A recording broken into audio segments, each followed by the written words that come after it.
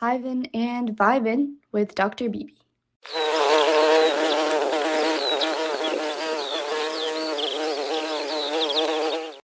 Hey, how Pete, are you? yeah, I'm fine. How are you, Pete? Good. Nice to be with you, Dr. BB. Yeah, same here too. I'm very happy to have you with me and with us here.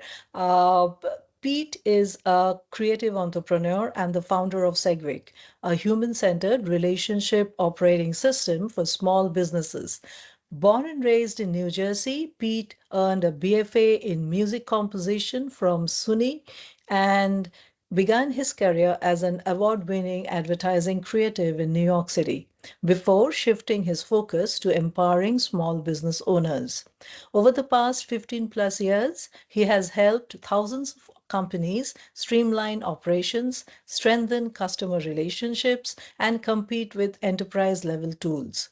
A strong advocate for nonprofit initiatives and blind employment, Pete built Segwik to simplify growth and put human connection at the heart of modern business.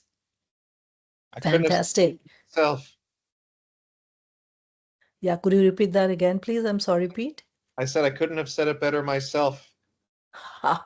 No, thank you so much. But this is one of the best parts that where I come to know so much about you in in a few words. So, Pete, to begin with, I can see quite a lot of transitions here. And I want to first start with what is your mantra? What are your guiding principles? Wow. Well, that's such a deep question. It could be analyzed on so many levels, but I guess early on, when I got into business, as you mentioned, I started off in corporate advertising before pivoting to the small business world. And one of my earliest slogans that I would try to figure out where to put into my branding somewhere was all small businesses deserve an edge. And behind that statement, all small businesses deserve an edge, was almost this sense of justice that I really believed that um, it was almost unjust that the big companies had access to all of the capital, all of the greatest minds, all of the people with degrees in order to drive business forward.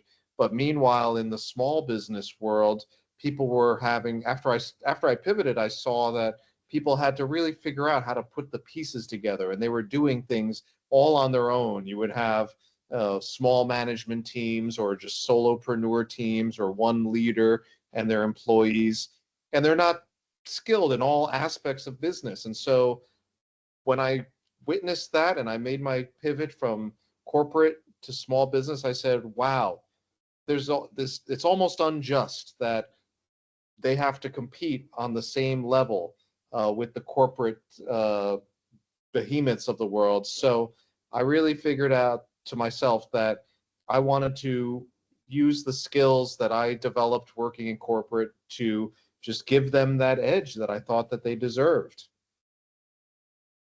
Aha. So, what I find is that there are multiple principles there that you are, blending together.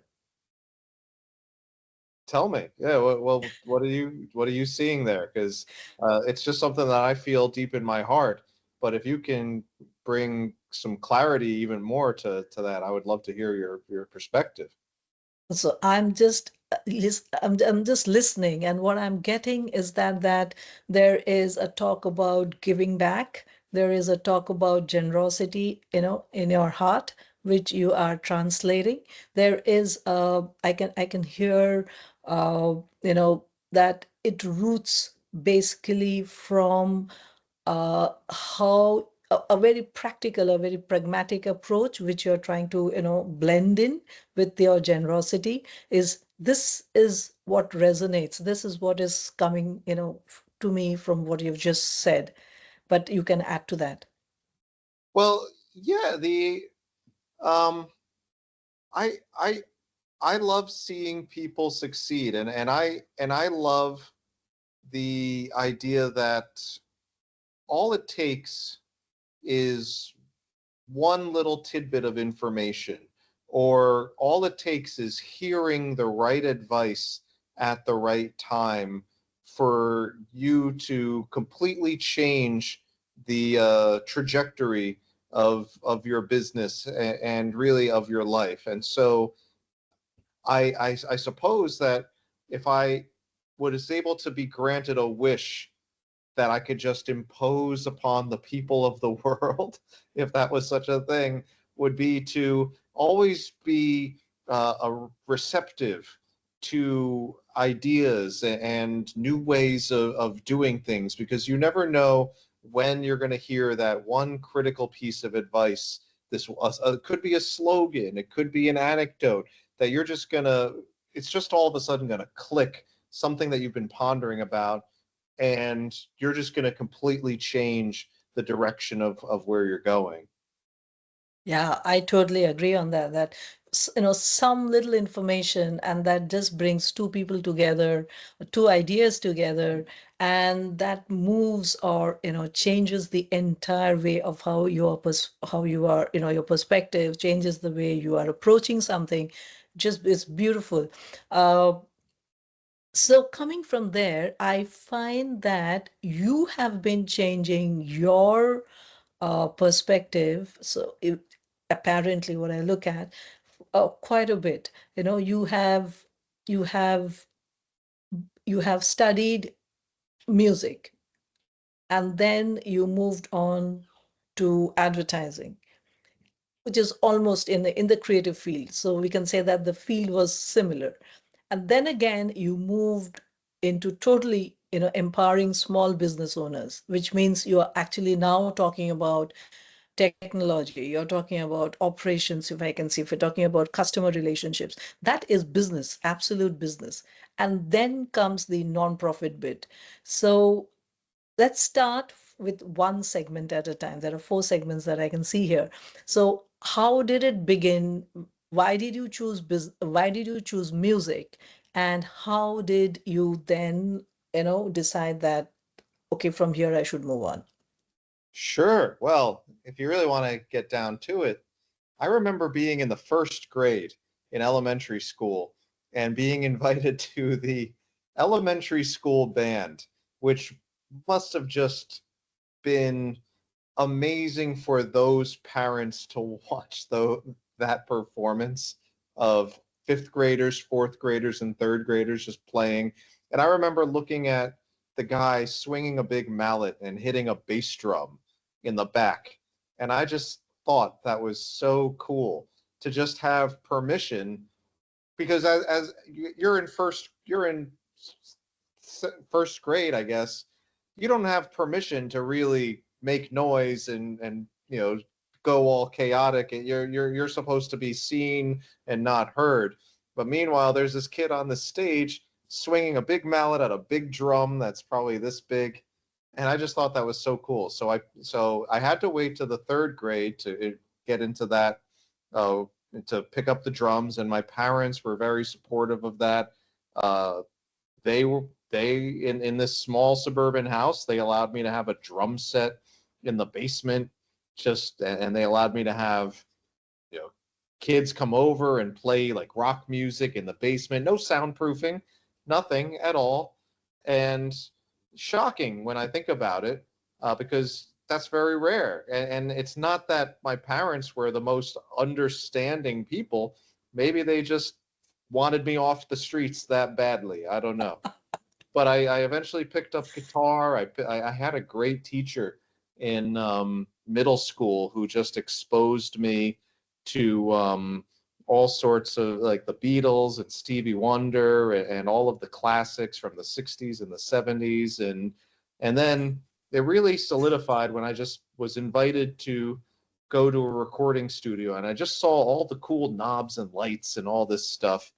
And looking back, what was so intriguing, and this is going to be the through line from that all the way to where I am now, is the recording studio is it's the blend of creativity with science and complex systems. When you're producing a record, let's just say you're producing one song, you're having to figure out the layering and the interplay between many different instruments and many different roles, if you will. And so if you have the drums, you have to make space for the bass. If you have the bass, you have to make space for the vocals. If you have, the lead vocals, you have to make space for the background vocals. And so they're all playing together, but they're all uh, giving each other space, and sort of there's this interplay. And as the producer of that, you have to really figure out when one comes in and when does it go out, and you get to decide, you get to make those decisions. And so you're really creating, even as a rock band, you're really kind of orchestrating, and you're almost solving a complex problem. You're solving a complex challenge of, how do I make these 30 or 40 or 50 tracks in front of me all work together so that the person on the listening end can just hear a beautiful song, and it's a hit. And you can fast forward that all the way to what I do now, which is more about business operations and automation and technology. And if your audience knows the phrase CRM implementation, um, it's similar. Like business systems and a business just in general is the mixing of complex systems. Every part of the business is an individual system, and then they all have to work together in this bigger system. So when I step in as a consultant and with the technology that we do, um, we're we're figuring out, we're orchestrating the business the same way that we're orchestrating, that I used to orchestrate a musical piece. Fantastic. This is, I mean, if there are people out here who are not aware of how the music, how the music world operates, this is the best way to do best fast-paced, a rapid, short a way that you have put it together as to how the music really happens. And it's not just about playing the music, it's also about getting it together and making it work in a way that it becomes a hit, which is very important. So I hear something about business out here. I hear something about practicality. You're talking about how you brought this forward and the CRM that you work with now. So next from here, then, I believe that and please correct me, that the advertising was part of the music? I mean, did it just flow through? Well, sure. So, I at the time of this recording, I'm 46 years old. Uh, got my career started just as the music industry was, you could argue that it was on the decline.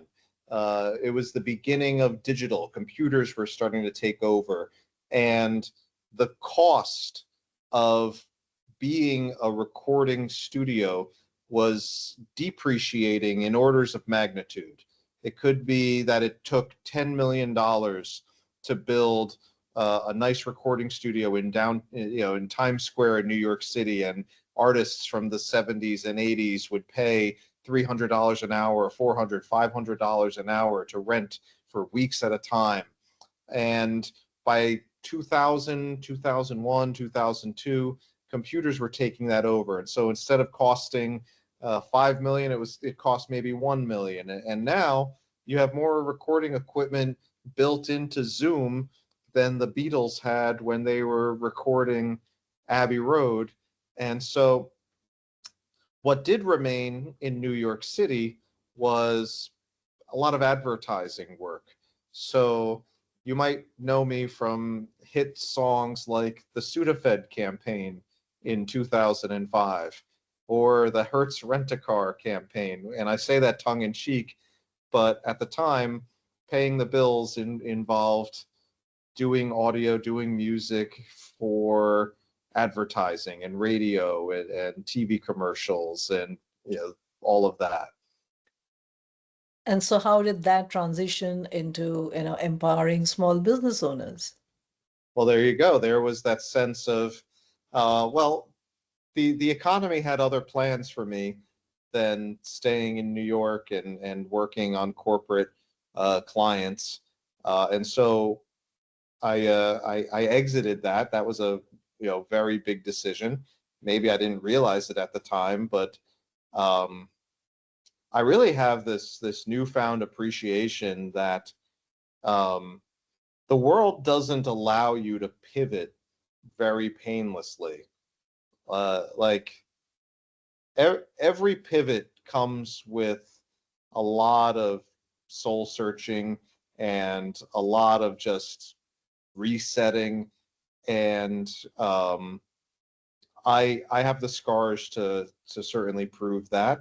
But what I recognized was where I was at, it was just going to be hitting a glass ceiling, and I didn't want that. I had bigger ideas for myself, and so I just decided to become entrepreneurial, and that's when I started to realize when you're working in corporate advertising or just corporate anything, there's a meeting that's scheduled for 2 o'clock comes in, and people show up at 1:50, and the producer and the creative director and the account representative and the client, and they all show up, and you order sushi, and like you talk about the golf game, and but then when you go into small business world, you find yourself going to meet a client at 2 o'clock, except the client is still 50 minutes away because his kid had to go to a soccer game.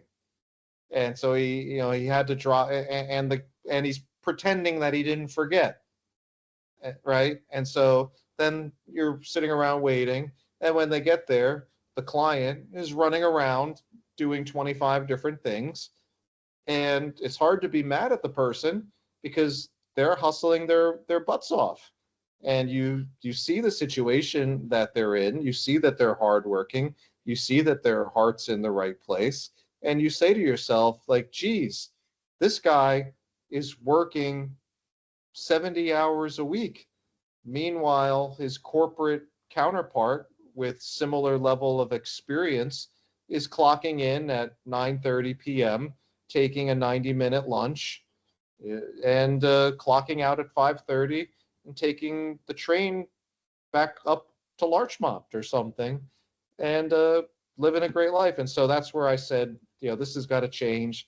I really want to dedicate myself to uh, the notion that if I can just shave off 2 or 3 or 4 hours of a business owner or a small business's workload, you can get them home to their kids a little bit more. You can get them home to their dog. You can get them home to their husband or wife, and just let them lead a better life that they've earned through this grinding every single day.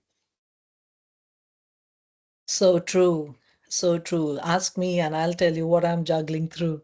And at the same time, uh, how do you really help these the small business owners? How do you go about doing it? I mean, you did speak about CRM, so like what exactly do you do for them?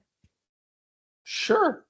I guess I get a business owner to recognize that whether they know it or not, there is a customer journey that their customers and clients experience, whether or not the business owner has decided that deliberately. And so, through no fault of their own, the customers are moving through some kind of experience. And what we do is we start to say, well, it's not up to the clients to drive the car, because a lot of times in small business or as solopreneurs, we're just responding and reacting. And we are forfeiting control often of our own processes because one client says, well, I want to try it this way, or I want to do it this way, or and then we say, okay, good, fine. But what we try to do is say, no, you're in charge of your process. And not only are you in charge of your process, but what we could do is we can document the entire flow, and not only document it, but we can deliberately and consciously maximize the quality of that customer experience. And so, excuse me, we can literally map that way over here on the left of this imaginary whiteboard is marketing. And in marketing, you're going to do some email blasts, you're going to do some AdWords, you're going to do this, you're going to do that. Okay, so the marketing leads to sales. Okay, in sales, you have all of the ins and outs of high ticket clients, low ticket clients, medium, all of this, discovery calls, and all this. And sales leads to contract signing, and contract signing leads to onboarding, and onboarding leads to, and you map that out. But now in each step, you can get super, super granular. And you could literally say, okay, let's go all the way back to marketing. All right, well, what are all of the customer journey entry points that you need to be in charge of? The client says, well, what's a customer journey entry point? Your audience is saying the same thing. Well, it's the moment when a customer enters your journey. So, inbound phone call, landing on your website, filling out a form online, meeting you at a networking event. These are all customer journey entry points. And so our job as the creatives and the technicians of this process is to funnel all of that into one cohesive flow. And so we grab the phones, we grab the forms, we grab the AdWords, we grab the networkers, and we say, this is how the data is going to start to come in. Now, if they fill out that contact form, what exactly happens? What do we want to happen? Okay, well, if they schedule a meeting, let's not just send them a boring Google Calendar confirmation. If you're going to jam up somebody's inbox, let's make that a high value touch point. So if they schedule that discovery call, let's send them not a boring email, but a really good looking email with some good literature, some FAQs, maybe a video in it, some what to expect for the upcoming discovery call, or please start to think of questions you might want to ask for the discovery call.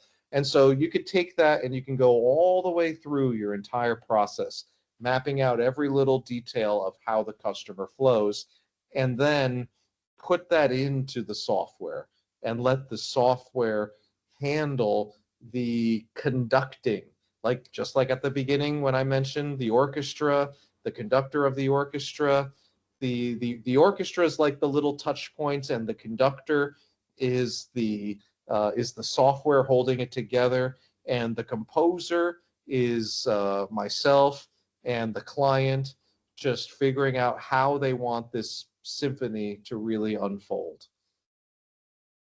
Fantastic. Yes, you are here telling us about, you did mention, something about um, pain, value of pivoting. So let's talk about the pains that you had to handle and how did you handle them? Oh well, the hopefully with class and um, my mother said to me one day when I was maybe at my lowest depths. Well, let me say this. What I learned was that at some point I do feel that I could have been diagnosed as clinically depressed, probably when um, things were just not going right, and you start to like, well, where does that depression come from? It comes from it's this strange thing. It's your expectation, your reality is not where your expectations are. Okay, well, let's talk about expectations now. Like, well, who the hell am I to have expectations of anything? There's, to just expect something, some quality of life, some quantity of clients, some beautiful wife, or some beautiful house. And so what I recognize that, and then being really low, I remember my mother saying, "The world owes you nothing." And it wasn't to like dig on me. It wasn't to like, you know, condemn me or to like wag a finger at me. It was to say, who are you to have any expectations of anything? Like all of these things that just because you grew up in a reasonably middle class community with reasonably middle class blue collar parents, get these expectations out of your mind. And so when I let go of that, I started to, I think, really feel better and just start to just focus on doing the things that I needed to do. And so pivoting comes from this idea that you it's almost like the creative process. You're applying the creative process to yourself. And the creative process involves recognizing, like, I don't know, take this coffee mug right here. Like somebody had to design this mug and somebody had to like choose those colors, and like, it could have been this color, but some other color could have also, it could have been, or the rim could have been at some angle, but it also could have been something else, and it could have been something else, or this could have been that tall, like that bluish area, but it also could have been that tall. And so the creative process tells us that um, there's no one right answer to anything, and you just keep working it, and you just keep working it, and you just keep working it. Like the product is never final. Like you talk to any artist, the the song or the painting or it's just as good as it's going to be because I'm done with it now. But it's not done. It's not complete. It's not that it arrived. Like they just, I'm done. I've spent enough time, and that's what it's going to be. But they went through iteration after iteration and after iteration. I remember one more thing. Sorry to just be so verbose. Go on, please. It's just I remember recognizing when I was back in the recording studio that you would work on a song and you would record it maybe for weeks, all the different musicians, and then you would, now it's your time to mix the song. Okay, all that's ready, and so I'm going to blend it all together, and you do that for like 10 hours, and it sounds amazing. And then by then it's midnight, so you go to sleep, and then you wake up in the morning, and it sounds awful. It just sounds terrible. And you're like, oh man, like what was I thinking yesterday? And all of a sudden you realize that you weren't under some mystery. You weren't crazy, but your ears were shot. So your perceptions were off because of fatigue and just listening to the same stuff all day. So what do? You work it again, and you work another 10 hours, and you're like, all right, I finally got it, and you go to sleep, and you wake up in the morning again, and it's still like not great. It's maybe only 10% better. And then you recognize that you put in all this time, and maybe it's only 70% of where you want it to be. Oh, 80%. And so it's this constant questioning of, is this as good as it possibly can be? If I give it some more time, what more can it be? Fantastic. This is so amazing because you are actually sharing how the iterative work helps us shape it better. And also at the same time, when we think, sometimes we have people who think that STEM or science or technology is a world apart from creativity, art. And here we find that there is a bridge, and this is a recurring theme that's coming out from most of the interviews that I've been taking so far, and that is that there is a bridge between creativity and art and technology and science, and this actually blending them together makes it a much more beautiful world, at large. to look at, and it's a beautiful canvas to have actually. So coming from here, what would be your legacy? So say 5 years, 10 years down the line, what is going to be your legacy? Oh, I don't know. Yeah, I don't spend a lot of time thinking about this. I'm not really working. You know, what motivates me is not what people will say about me, you know, when I'm gone, but I think that I would just love to be if we could just make the lives of some people just a little bit better each day, then I'm going to be happy. And so I suppose I would be happier if we just recognize that we've just had that kind of effect on more people. We want to uh, just spread the joy and not have this entrepreneurial journey be such a burden. Like we all knew it was going to be hard when we got into it, but I don't think any of us know just exactly how hard it's going to be. And so if I could just reverse that trend a little bit, then and that's my and we want to call that a legacy. Go ahead, call it a legacy. That's fine with me. Oh, fantastic.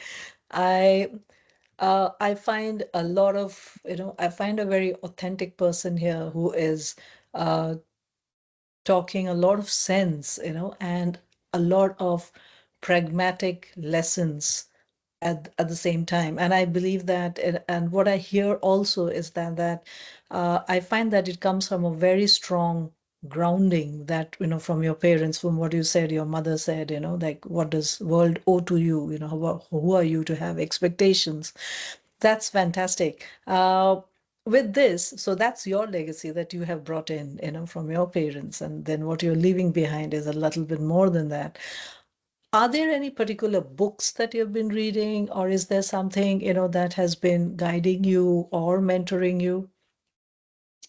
Um, well, the book that I just recommend to everybody that I talk to, because we're in this world and we're in this small business world, is just is Michael Gerber's E-Myth book.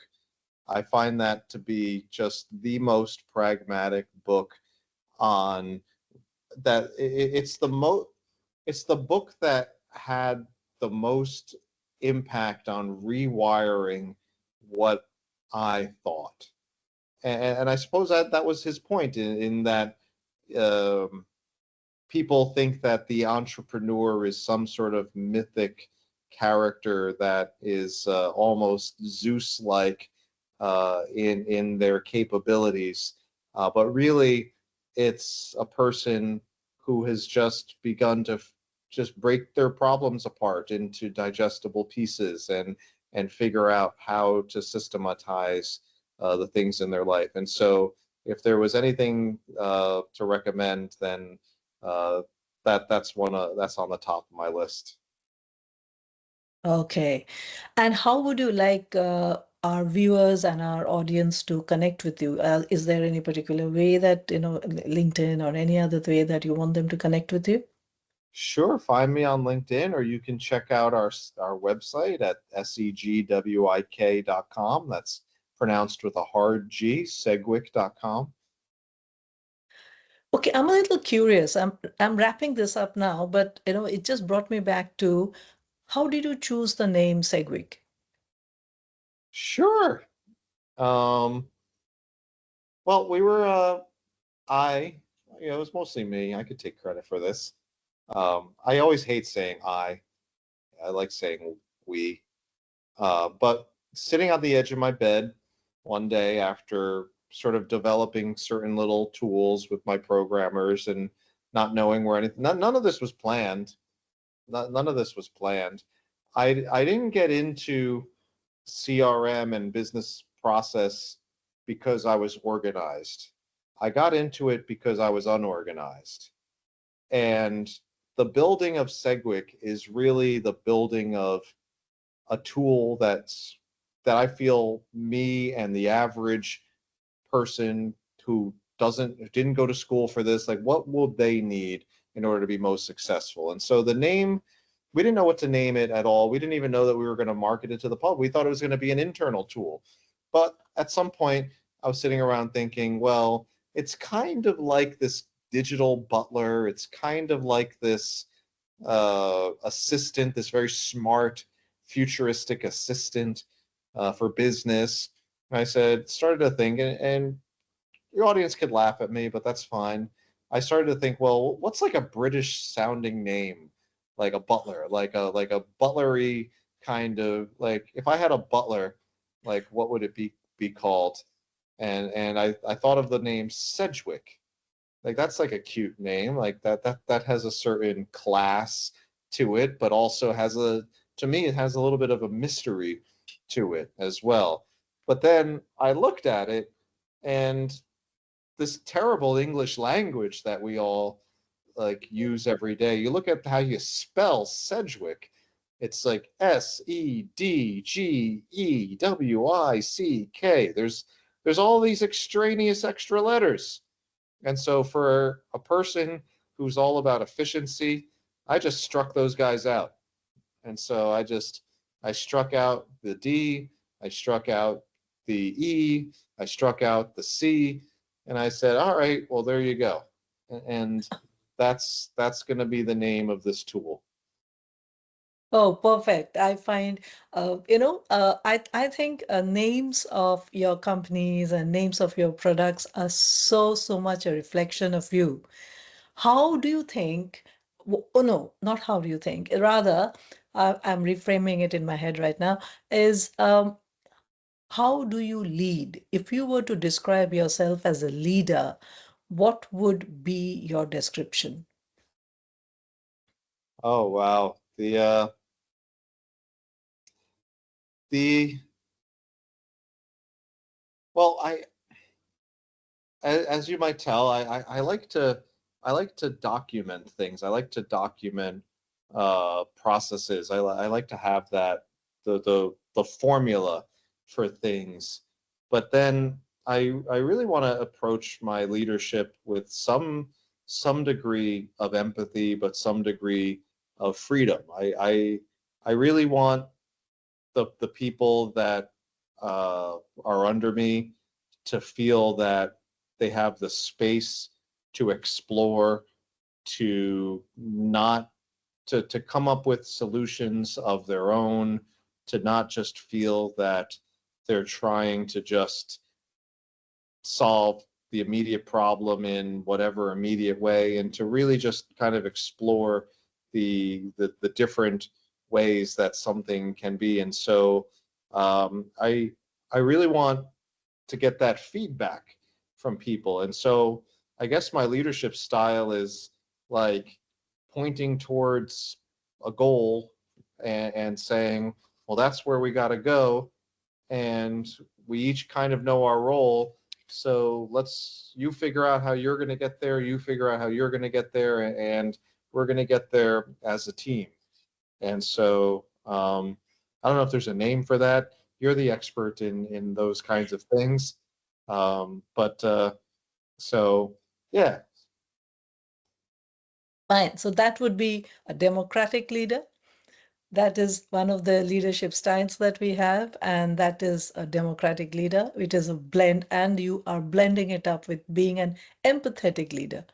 So a blend of, and that's usually how leadership styles are, so you blend it up with a few Well, leadership qualities. Yep. let me say this then. It's like from the very early stages, like I mentioned a moment ago that I hate saying I, and I usually prefer we. And I really feel uncomfortable in a business setting where it's client and Segwik business. It's we the company and it's I never want to take credit for what's fully delivered, even though I know sort of synthesize in my mind and know practically that I had a lot to do with it. I also know that we didn't pave this road ourselves, but what I do recognize is that when something does go wrong in the business, I I very rarely just get angry or lash out at any. It could have been an employee for clearly forgetting to do something, or somebody that clearly didn't do the right thing. I always see that as a reflection of myself and the company, that we didn't position that person to succeed in that moment. There was something in our own systems that broke down. And again, it's like I expected that person to do things, but again, how can I put this expectation on people?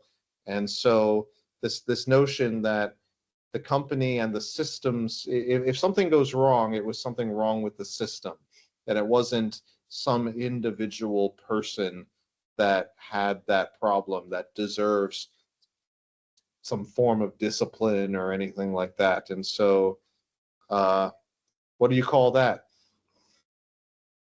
Well, that would be a leadership style, which is a blend of quite a few. So, and also one that I was thinking of, it is a lot of collaborative leadership. So there's a lot of collaborative leadership with a touch of empathetic leadership and a lot of democratic leadership. That's what I see here. And with that, I would like to thank you, Pete, for being here with us and for giving us such a lot of insight as to how leaders can develop through transitions of various stages and how leaders actually are creative and bridge the world between STEM or science and technology with art and creativity. Thank you so much for being with us. It was lovely meeting you. Thank you, Dr. Beebe.